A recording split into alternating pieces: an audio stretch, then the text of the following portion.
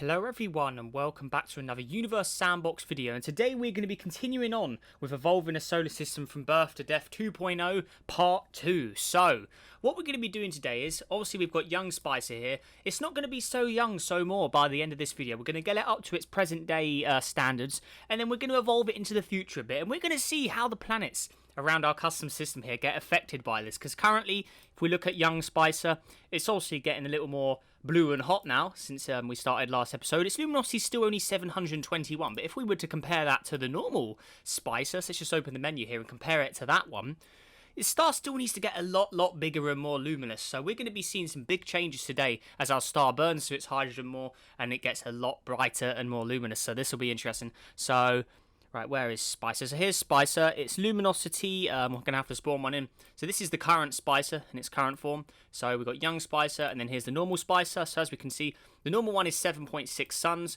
Our one is only 2.94, so we've still got some growth there. It's normally at 22,000 K in temperature. We're only at 17.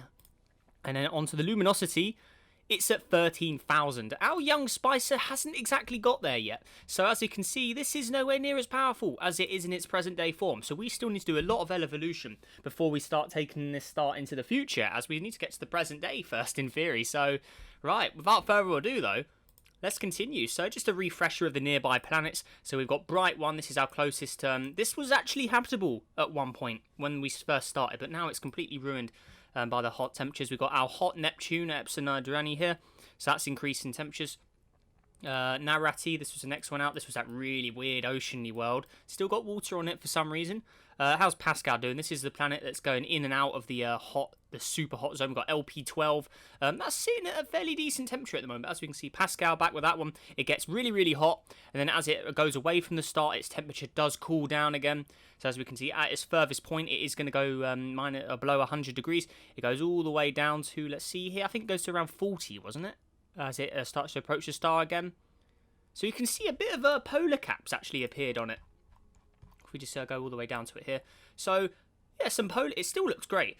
Some polar caps actually appeared on its surface. I think you can see them at the top here. Yeah, there we go. So they actually appeared, but as it gets closer to the star again, those polar caps obviously retreat back. Retreat back as the star increases the temperature of the planet. So it's still sitting in a really limbo area where it gets too hot and then it cools down a bit, but it's not really too friendly for life. It's still pretty much inhabitable, even though the water's still on it. It's still going to be very hot here. So I mean, if we look at the stats, life likelihood is broken. It's still got the similarity, but it looks like there's a bit of a glitch going on there. So there was an update between last video and this video, so that's probably messed with some of our rocky planets a bit, but there's nothing we can do about that, unfortunately. But so that planet, yep, still sitting there comfortably. Right, so yeah, LP12, how are we doing over here? So this one, 38 degrees, okay. So looking at it though, it's such a good looking planet. I mean, we should just include this in all of our custom solar system evolving series episodes. This is just such a cool planet. So as we can see, it's obviously got its city lights on it, but in the previous one of these, we actually use them as volcanoes instead of city lights. So yeah, it's still a cool looking world there. But yeah, 38 degrees, it's still sitting fairly comfortably at the moment. So yeah, it could be worse. It could be a lot worse, but it's going to get a lot worse today. I mean, let's be honest. Next object out, we've got, just a few more of the random objects. Yeah, Pascal's pretty much the last of the inner solar system here. And then it looks like it actually cuts into the outer solar system area now, because the helium giant, that's now moved inwards. I don't remember it being this close, but yeah, we've got the planet made of helium there. Then we've got Comp 1 Mad Planet Guy, which I believe is the largest planet in here for mass. It's got 5 Jupiters. So pretty crazy there. We've got 51 Erie B. That was one of the other large planets, 2 Jupiters mass. And then WAS-12b, 1.4 Jupiters, and also a very large planet in there. So yeah, they're the 3 dominant objects. But WAS-12b has had some interactions with the purple-pink one here, Mad Planet Guy's object. Those two have had some interactions, because WAS-12b, it originally started a lot closer to the sun. So we could see some more interaction today, and maybe more ejections, as a lot of planets are out here. We can see some of the ice giants over here. These guys have been pushed out a bit, so we could see an ejected gas giant today as well. There's some more Rockies. So without further ado, let's keep it rolling. Let's go. Let's speed up. Let's watch everything unfold. So there we go. Right, so we watch the system evolve. Obviously, we're going to evolve the star up today as well by a lot more power. So let's just let it all go. So have a lot more evolution. And we'll see as stuff changes. So there's definitely stuff that is going to interact today, and I think it's going to be the end of some objects. We can see the methane gas giant as well. that object's on pretty inclined orbit as well. Pascal as well. Currently, obviously, it's sitting in between the gas giant orbits. I reckon this could have an interaction with one of the gas giants and be lost forever. It could become a moon. Maybe it'll just spiral inwards towards the star again. Who knows what its orbit will do. So, it all depends when it gets too close to Comp 1 Mad Planet Guy. That purple one there, that will be the determining factor, I reckon. So, right, let's keep it going. So, we've still got poor old Muir. Remember Muir? The planet had so much potential, and now it's just very, very on the edges of the system. So, poor old Muir, man. That one had such potential. I think its sister is in here still, the second Muir. There was two of those for some odd reason. So, the other one still hasn't warmed up yet. But as our star gets brighter, this planet may finally get it what it deserves and get a nice Earth-like condition going. So, we'll have to keep evolving for the time being. So let's just really go fast here. So as we can see, it looks like some things are starting to maybe stable out. I'm not exactly sure with those inclined orbits, so you never know what's going to go on with systems like this. Let's see how the original Muir does as it re-enters the system here. So you can see it does get a little bit of temperature, but it just gets tossed out before it can really get anything going. So back onto the inner solar system now. So it looks like some of these other... So the helium giant is now getting in that inner solar system area. Look, it's closer than the Pascal area. It's cutting in where LP12 sort of sits as well. So that's... So obviously it's not the largest object at all. I mean, it's only 0.06 Jupiters. But I mean, having a gas giant in there could cause some extra effects. Remember, we still have Epsilon in here, which is a fairly large object. It looks like it's actually starting to smoke up and lose material. So, yeah, not looking good there. Right, well, let's slow things down now. I think it's time to evolve our star up a bit. So remember, we need to get this guy to around 20... I think it was 20,000 luminosity, so it's nowhere near that power yet. But I think what we're going to do is, obviously, radius, we're going to increase. And obviously, the more we increase it, the star is going to skyrocket in luminosity. So we'll take a big jump there. So that is going to start doing a lot more damage to some of the stars out there. So remember, if we call spawning the original one quickly, simulation is paused. Of course, we do not want to play it. So Spicer here. We need 13,000 luminosity and 7 suns. So remember, 7 and 13. So let's go ahead and close that. Keep it rolling. And actually what we'll do as well, we'll put a new save in since we've just evolved our star once more. So we'll go to number 6 now. Thank you very much. Let's get that saved. Right, and let's continue. So, come on game. There you go. Right, cool. Right, let's keep it going. So we can probably start to see at the inner planets here. They're going to get, yeah, this bright one is now at Venus conditions almost. It's getting those really high sort of temperatures now as this star starts to cause more and more trouble. Epsilon here, how you doing? That's obviously going to keep losing material. The hot Neptune in there. Narati, how are we doing over here? Oh, Narati looks like it's losing material as well. Okay, so let's have a look over here. What's going on? So, oh, okay. It's looking a lot different. It had a lot more water earlier, if you remember, so not looking good. Remember, this one was like half water, half ocean, but you can see, yeah, a lot of the water has vanished. So that's rather unfortunate, poor thing. So, yeah, it's having serious consequences on this object now. The water is not going to be able to hold on much longer. If we look at Pascal, this will be an interesting one. How's Pascal doing? So maybe its orbit may be saving it, but we can see it's going into 400 plus now as it gets closer to the star. So I think even when it gets at its furthest point, it's not going to be going below 100 degrees is my guess. So yeah, it gets to, okay, minus 110, 109, and it increases again. So it can't even go below 100. So yeah, that water, I think its time is very limited now. If we obviously slow it down. So how are we doing here? Look around. I want to say some of the water may be disappearing. I mean, maybe it had more water before, but I mean, it's still got some of its nice oceans going. But yeah, this world is definitely not anywhere near Earth-like no more. It is just getting really, really hot now. In theory, it's going to turn to like a Venus. That's what will be a next stage of evolution for this one. How are we doing with Muir over here? This is the planet that could potentially hold life, or potentially have some conditions. It's got 15 degrees average temperature, so it looks like this planet may finally have its sweet haven. I think we need to actually melt. Okay, so there we go. So let's have a look at it now. So, in theory, if we look underneath our surface here, there should be oceans. Yes, there is oceans. Hey, there you go. So, this planet, for the time being, it has got its Earth-like stats. It's got its Earth-like conditions. For the most part, obviously, that average temperature is still a little warm, but I think we've caught it roughly where we wanted it. So, yes, it's got its stats, but obviously, a star like this, you're not going to be holding life, and life won't be able to evolve very long, because that star's obviously going to be getting a lot more powerful very shortly. So, this planet won't be lasting very long in the nice sun before it starts getting too hot. So there we go. But at least we caught it in its good stage. But yeah, that's not going to last. How are we doing next? So, remember, it's still got an orbit that goes fairly far out. So maybe the orbit will save it and it'll be able to function a little longer. So as we can see, it is smoking up as well. But as it gets away from the star, it actually gets cold again. But obviously as it approaches, it will warm up again. We can see. So let's get it in there. So minus 50. So it goes all the way down to Mars temperatures. Obviously as it gets warmer, it all melts again. And then it flies away. So it's got a really weird seasons going on at the moment. Obviously, there's still a lot of objects in here that haven't sorted themselves out. So those seasons could change along with interactions with other planets.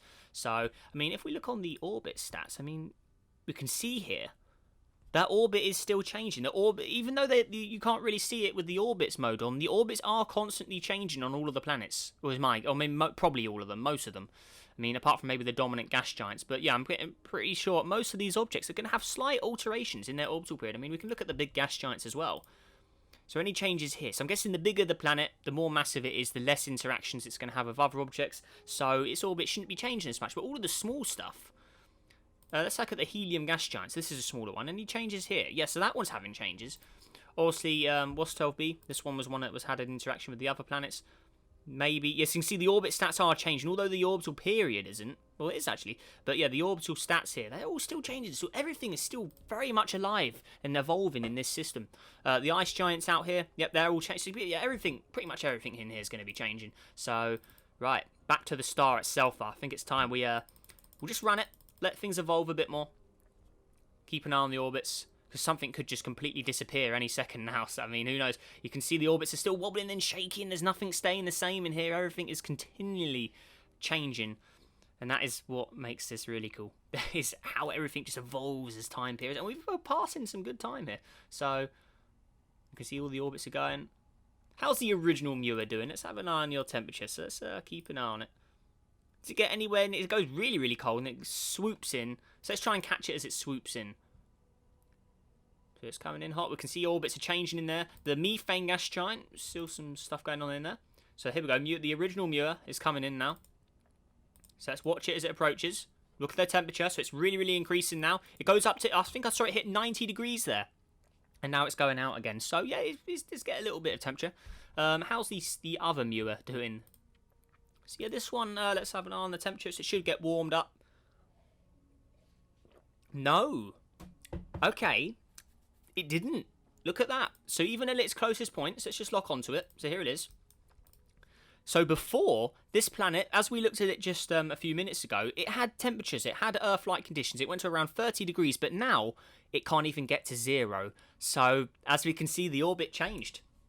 It can't get the temperature at the moment, so it had a massive change in its orbit at some point in that simulation when we were running it there. So not good.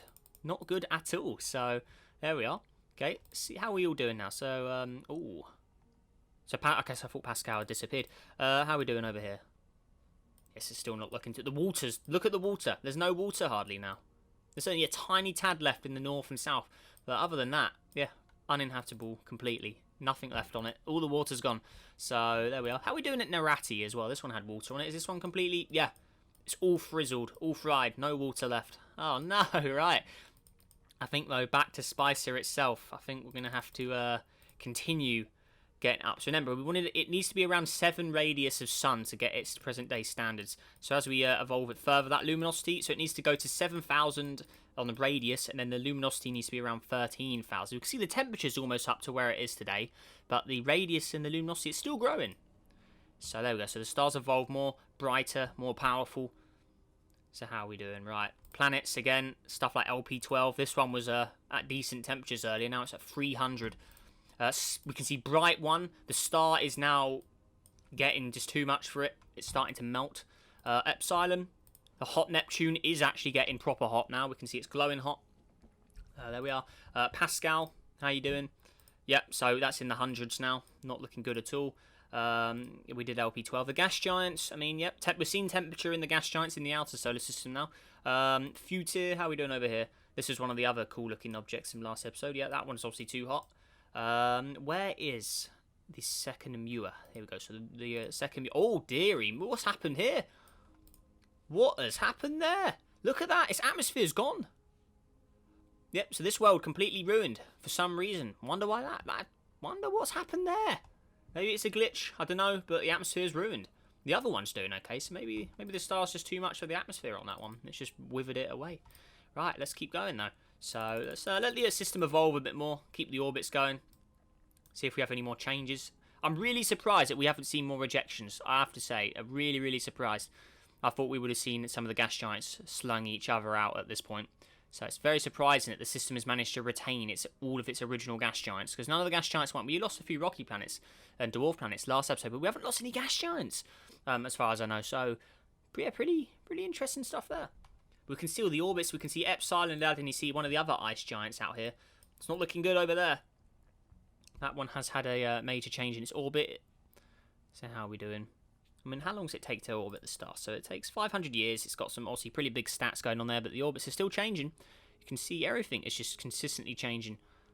Nothing is staying the same pretty much here, and apart from the stuff in the inner system. And maybe if I turn the... Look at that. Oh, that is crazy. But look at it with that new feature in the update where you can see where all the planets are. Look at them all go around the star. How cool is that? That is so cool. I love that. That is such a cool little feature they added in. That is really, really cool. You can see them all going there. How are we looking on trails? I mean, the trails could be quite interesting watching all of these go around. You can see some of them swoop in and out. That is awesome. Look at that. So that was Muir that we just saw there. So look at Muir as it swoops around and its trail ends. It's coming back in again. Its trail resets every orbit by the looks of it. So it comes in. Let's see. So it resets the trail. Yeah, that's cool. How are we doing on the orbits? Okay, so back to the labels. Keep an eye on everyone. Right. So let's just keep it rolling. So I'm very surprised that we haven't seen more ejections, I have to say. I really am surprised with that. Right, so I think we've got to continue with Spicer, though. So radius, we're getting closer and closer to its present day, and we see that luminosity is skyrocketing, absolutely skyrocketing when we increase the radius, and it is getting closer and closer to its present day. We see orbits are changing. It looks like something Futir there. Look at the orbit of Futir. Look, here it is. Look at that. Oh god, no, we don't want to we'll stay on that, but yeah, just keep an eye on Futir here. Look at its orbit. It's getting stretched. It is getting stretched. We can see some big... So maybe as the star gets bigger as well, that's going to start affecting the orbits as well. We see Futir is now in a really inclined orbit, and we could see that being ejected at this point. Possibly. As the star gets bigger and bigger as well, we could start to see it. So, yeah, that's looking dangerously close. We can see... Yeah, that is not looking good. Right. Look how it spirals in. It actually... Once it gets... So look at that. Let's actually watch it come in. So it... At a very short point of its orbit, it is the closest planet to the star. So if we just let it all come in. Okay, so here we go. So it increases speed as it increases and gets closer to the star. But as we can see, it cuts closer than Bright 1 as it gets close to Spicer. So it gets really in there as it cuts in. We can see it's melting. It just cannot handle it. But it is in there as the closest planet to the star currently. So if we turn it all off, there you go. Closest planet to the star right here, but it's also the furthest planet at the same time, or one of the furthest. So as we can see, it cuts in the orbit of Bright 1 here. So how hot is it? So it should actually in theory be hotter. Yeah, so it gets to 1,000 degrees as it comes in here. Very hot indeed. Obviously Spicer is absolutely ripping this thing up with the temperature there. So as we can see, it now leaves the inner solar system, and now it will get thrown back out to the outer depths. So we can see it loses all of its temperature. It goes all the way back down into the minuses, and it is on a very long journey. And yeah, it looks like it's probably the second, just as my estimates. I think the furthest is probably this one, and I think this may be the second furthest. I mean, it's quite close with Muir. So it's, yeah, definitely one of the top three, though. So you can see it gets all the way down to minus 240 plus. So not good. That one is just crazy temperature swings. So let's keep it going. Yeah, I'm really not expecting that orbit to make it to the end of this now. There's no way, unless its orbit gets bent back inwards a bit. I mean, I'm not sure. We can see it's just orbit is just getting slung out. I mean, maybe it's actually the furthest orbit now, judging by that. So is it every time it gets slung out or goes in and out, it gets further and further away, as we can see. So eventually, it's just the star is going to slingshot it so fast that it just is going to get shot out, is my guess. So let's keep it going. Let's speed up a bit more. We're running at maximum speed, boys. Okay, so let's keep it going. Yeah, that's not going to... There's no way that's coming back in. That's going to go... It's going to swing past the star eventually, and it's just going to get slung out. There's no way. Look how slow it got. It got really slow as it did that. And now, obviously, it gets close to the star. It increases speed. We can see the speed, kilometers a second. Look at it. Oh, dear. Yeah. So as we can see again, it's going to get really far away from the star as its orbit recedes, and then it's going to get pulled back in. But it's just going to get slingshot further and further out. So look at it. Look at the speed of it. It's barely hanging on there. It gets very, very slow, but obviously as it increases the star, it's going to fly like a rocket. Come on, look how slow it's going. Come on, go faster. We can't give it any manual influence, otherwise it will mess it up. So there we go. So it goes to meters a second. Look at that, how slow it gets. So here we go. It's just going to come in again. It's really taking its time, isn't it? I mean, look at so how long is the orbit? Oh my god. Semi-major axis, 0.03 light years. 0.03 million years. So it takes quite a while to go around the star currently. So it's coming back in. So in million years, I mean, what is that in years? Yeah, 36,000. That's way further than a Planet 9 or a Sedna. So there we go. Look at that. Has that killed it? I think that's killed it. I think it's gone. I think that's the end of Future. I'm not seeing it return from that. Yeah, look how fast it's going. Where are we? So overview. I think that's game over. I think it's had it. Oh no. So that was the closest planet. Oh, how are we doing in the inner solar system? We'll be paying so much attention to that. The inner solar system has had a big change. Look, Pascal is now closer than LP12 and Nerati. So we can see this one has had its orbit bent again. So yeah, this is completely Venus conditions now on there. So yeah, not looking good. So the inner solar system has some big changes. So Pascal's getting in there with LP12, bright white. It's getting close to the orbit of Nerati there. So we can see not looking good. Nerati getting very, very hot indeed with its orbit as well. But yeah, look at Pascal as it gets closer to the star. So we can see it goes to 200 degrees on its furthest point. It increases, it gets closer and closer. It gets into that danger zone, and we see its temperature skyrockets. The surface melts, goes to around 600, and then it recedes from the star again and keeps going. But it looks like it's getting close. That gas giant here is still having a big presence with the influence in the inner solar system. Comp 1 Mad Planet guy, that is having a big influence on these inner planets, is my guess. So there we go. But I think, Nerati, or Futir, sorry, it's game over. We'll get rid of it. We don't want it running our simulation slower, so it's gone.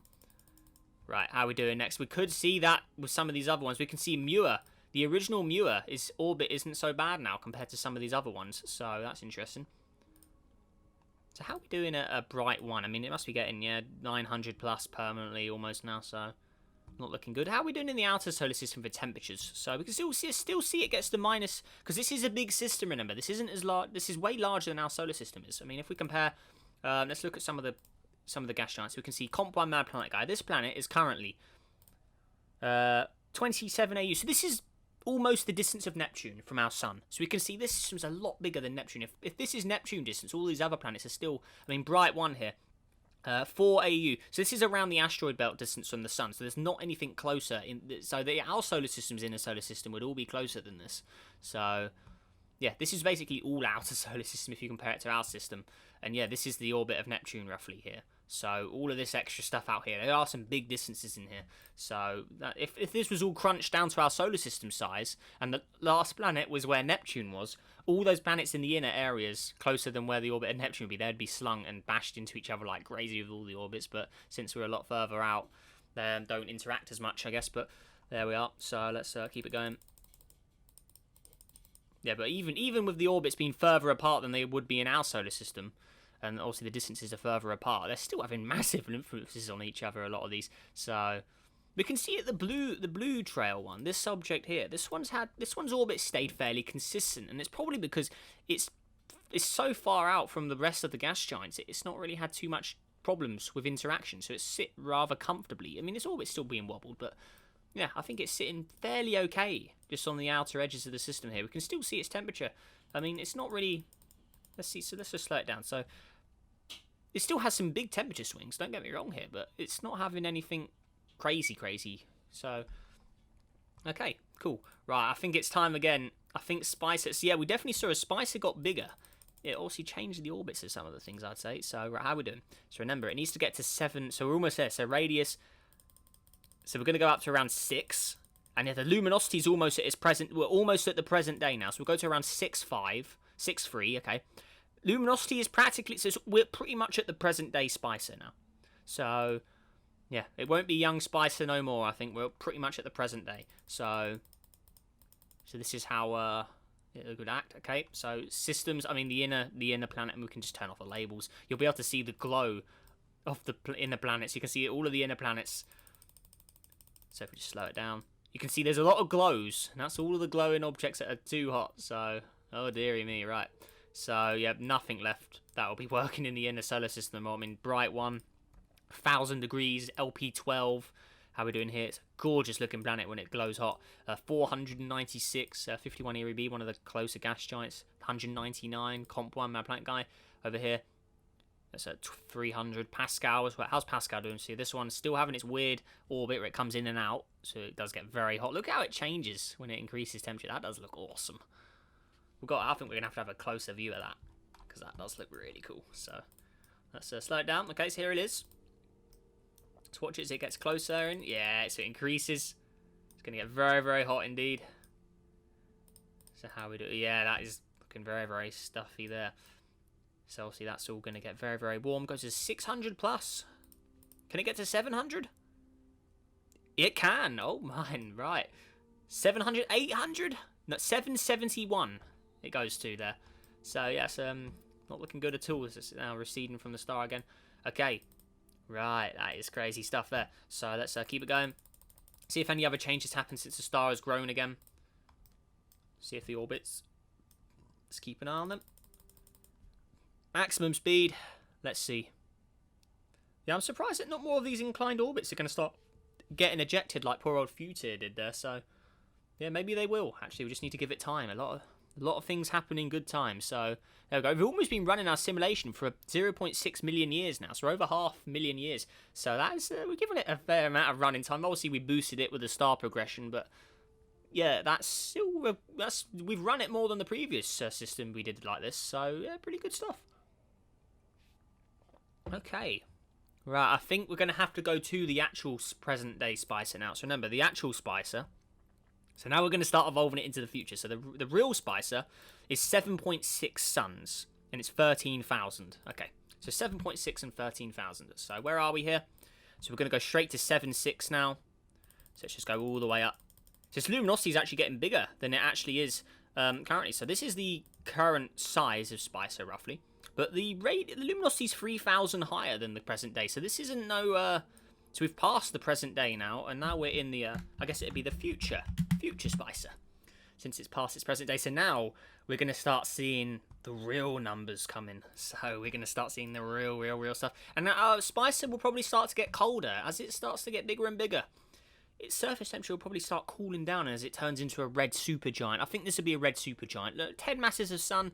I mean, if we compare it to the hypergiants, I mean, where are we here? So, Canis Majoris is 17, UI Scuti is 8. Okay, so maybe this star could go for a hypergiant then. I mean, maybe, yeah. It has the mass, I'd say. So, Canis Majoris, Scuti there. How large are we compared to, like, Betelgeuse and stuff? So, where is Betelgeuse? Oh, we've got Stephenson there as well, so the largest star. That's 40 suns, so I mean, it's not going to be as big as this. It won't be as this large, I'd say. But I mean, we can probably get it to around Canis Majoris size. I mean, US Scuti is 8.5 suns. It's not as large as it used to be, remember, though. So, yeah, US Scuti was smaller than we thought it was. So, I mean, it could probably get to around US Scuti size. How about Antares? That's 12.4 suns. This is at 4 AU. So I reckon our star will probably get around here. But we could have a little bit of extra fun with it. I mean, it'll definitely engulf Bright 1, I think. Bright 1 will be destroyed by this. So, there we are. Let's keep it going, though. So, let's start to evolve more. But I think, again, we need to throw a save in case anything goes crazy. So, we'll just call this save number 7 now. Thank you. Let's get that saved. Okay, right. So, yeah, we're going to start entering the red, I'd say, obviously the red giant phase first before we go to the super and hyper giant phases. Obviously, it needs to get bigger and bigger first. So, yeah, we're going to hopefully see our star change from blue to red now as we keep going here. So, I don't know how far this star will go. I mean, we can see the temperature is starting to cool. So, we can see it's going to get bigger and brighter. The luminosity's stopping as well. So, maybe it's hit its limit. But we can see the temperature as our star gets bigger and bigger here. That temperature's cooling down as the star gets bigger. So, well, I don't know why the luminosity stopped. We'll have to increase that, I think. So, I don't know what's going on there, but we can see that's interesting. But yeah, we'll for the time being, we'll keep increasing our radius And that temperature needs to cool down. So what if I do ×2? Ooh.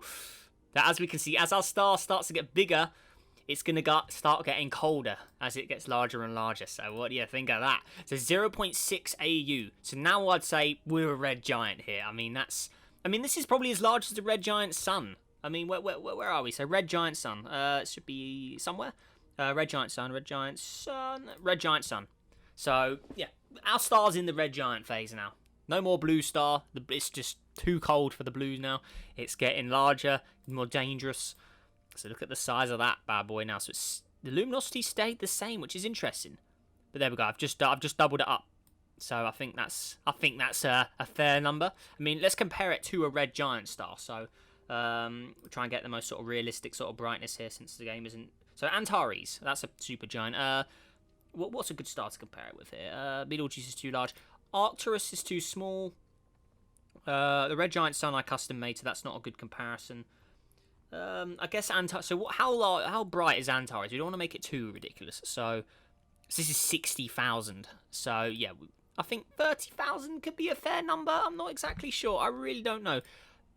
No, we can't use. That has to be a red star. So is there any stars that really fit this? I mean, Alphard here. That's more of a red giant like one. So. Okay, so this one's nowhere near on the levels of this because it's got way less mass. But yeah, this star, I mean, well, it's a bit of fantasy at the end of the day. It doesn't have to be exactly realistic here, but you know, we do like to try and keep it fairly. I'll try my best to try and keep it like that. So it's obviously Stephenson's a stupid idea. That's way too big. How large is my red giant sun then? I mean, that's the only thing I can compare it to roughly at the moment. So red giant sun is currently luminosity. I mean. Yeah, 500. Yeah, so this star it was already way more powerful, so we can't compare it to that. So yeah, we're just gonna run with what we've got. Okay, so here we go. So here's Spicer. So it's obviously it's starting to cool down. It's not a red giant. I mean, I wouldn't say it's not red yet. It's still a white star, but it's obviously I guess it's a white giant at the moment. But yeah, it's still on its way to becoming a red supergiant, red hypergiant. I mean, we haven't really decided how large it's gonna go yet, but yeah, it's way on its way to becoming a red supergiant. So. How's the planets looking? I mean, look at the planets. So, oh dearie me, it's 1,000 there. Narati, yeah, the inner solar system has just had it at this point. I mean, there's no point even looking no more. Pascal, 600, yeah, even at its furthest points now. How are we doing on the orbits? Let's keep an eye out here. But yeah, that star obviously getting way brighter now. Oh man. So again, we'll throw a save in since we've upgraded again. So we'll go number 8 now. Thank you. Right. Let's keep going. Come on, game. Okay. Right. Just watch and see. Come on, surely something's going to get ejected again. I mean, come on. Muir, not looking so good for Muir anymore. That one's orbit's grown out again by the looks of things. Interesting stuff there. So what's the view? Let's have a just look at a view from Bright One of Spicer now. I mean, look at the size of it. It's getting dangerously big now. So yeah, this poor thing has just no chance of escaping that. I think its fate is sealed there, so there we go, right. Yeah, and since this is going to be going to a red hypergiant or a supergiant, we are going to see a big supernova from this. And we'll probably end up with, this will probably be a black hole at the end of this, so. Right, oh man. Oh, this is cool. So, let's keep it going. Man, that is some crazy stuff. It'd be quite hard to try and get the Nova to work, though, because I know when you evolve stars, it's quite weird to make it actually explode at the end, so we'll probably have to do some manual detonation next episode when we get to that. But yeah, for now, we're probably going to finish off today's episode as we start to enter the red giant, or the red supergiant, probably. So we're going to, in theory, continue to increase our radius here. Obviously, the luminosity, I'll say not luminosity, the brightness, or not brightness, the temperature is obviously going to get colder as our star gets larger. So we can see here, it's 1 AU, so this is larger than the red giant sun will ever go. Now, we're out of the orbit of Earth, pretty much. So, red giant sun, we're leaving that behind now. We are entering the larger red giants into the supergiants here. So, there we go. So, that is definitely a red giant. Red giant slash supergiant. I'm not really sure where the cutoff point is between giant and supergiant, but obviously we're larger than the red giant sun is now, so we are on our way to a supergiant. I mean, if we compare it to an actual supergiant, we're not there yet. I mean, where are we? So we go to Antares. That's a good example of a supergiant. Yeah, we're not at that stage. So we're still I'd probably still argue we're a red giant at this point. judging for size-wise anyway. I'm not taking in mass and luminosity. Just size-wise, red giant. Not a supergiant yet. I mean, compared to the red giant sun again, down here. Yeah, so we're larger than the red giant sun. So bigger than our sun will ever go now. So there we are. Future Spicer. Very, very in the future now. Obviously, the luminosity we didn't give a buff again. So obviously we got bigger there. So the luminosity should be going up there. I don't know why the temperature's increasing again. But yeah, I think something like that as an estimate. 49, 50-ish, something like that.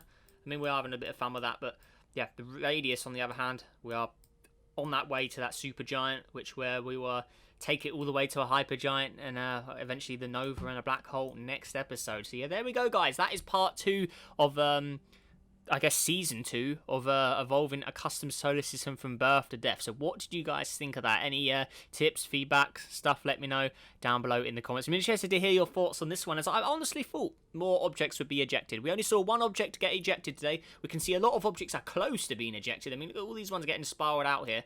I mean, yeah, eventually those could be just tossed out. Eventually, I'm not sure. Or we can start to see as well, before we finish off, look at Bright One's orbit. It's wobbling around the star, almost like Mercury would around our own sun now. Look at that. I don't remember it doing that before.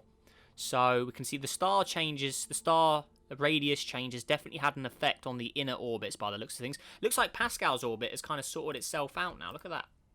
So interesting stuff there. But yeah, there we go. So that is where we finished today, guys. So yeah, let me know thoughts, opinions down below in the comments. If there's anything you think I missed or should have included, let me know down below. But I think that's roughly how I think Spicer would start to evolve.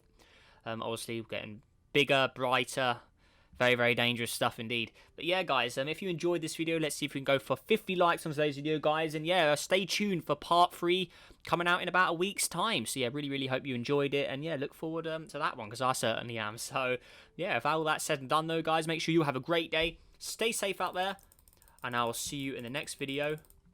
Goodbye.